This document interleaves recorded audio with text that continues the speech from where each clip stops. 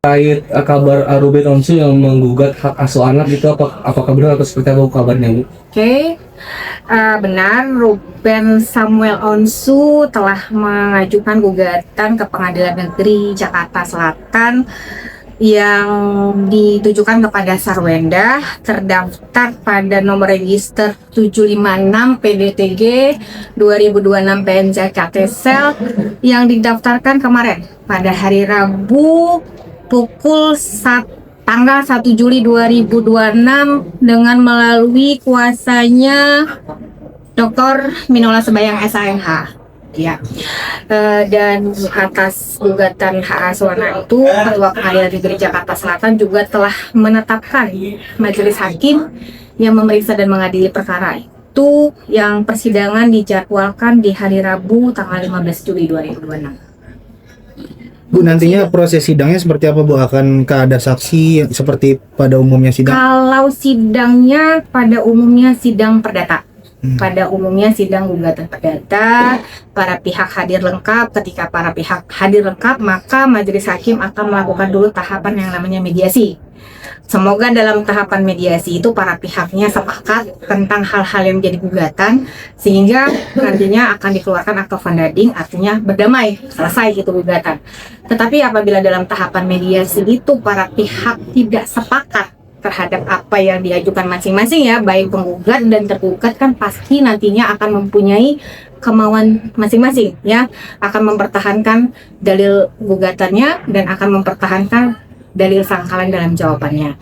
Dan apabila mediasi tidak berhasil, maka akan dilanjutkan ke pemeriksaan pokok perkara, jawab jinawab, jawaban, replik, duplik, dan pemeriksaan bukti, dan nanti akan ada pemeriksaan saksi kalau para pihak mengajukan saksi dalam perkara ini, kesimpulan, dan akhirnya putusan oleh majelis hakim. Begitu tahapannya. Dijadwalkan jam berapa, Bu, untuk untuk tanggal 15 Juli dijadwalkan pukul 9.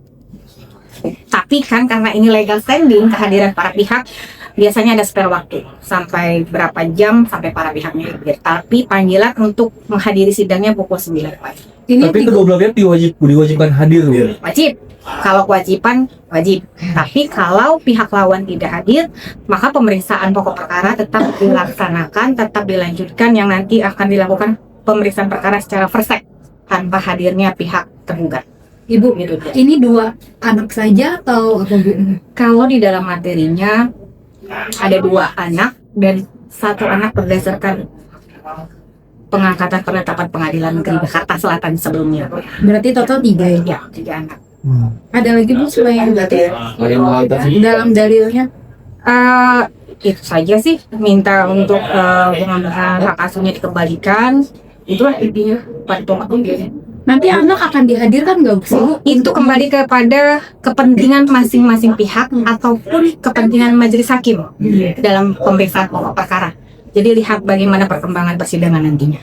Karena kan biasanya anak akan memilih, ya, Bu? Ya, seperti itu. Tapi nanti lihat bagaimana perkembangan persidangan.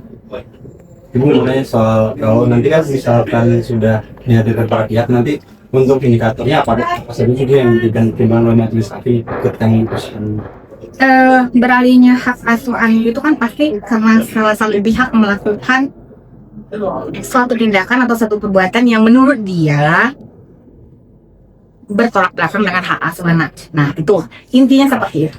Jadi ya masing-masing membuktikan, penggugat membuktikan hak asuh anak itu tidak pantas untuk dia. Hak asuh anak itu pantasnya untuk penggugat. Tergugat juga harus membuktikan sangkalannya, hak asuh anaknya sepatutnya tetap berada sama saya karena saya adalah ibu yang baik segala macam. Nah, jadi masing-masing akan mempertahankan asuh anak itu. Untuk gugatan hak asuh anak ini akan sidang terbuka atau Tertutup.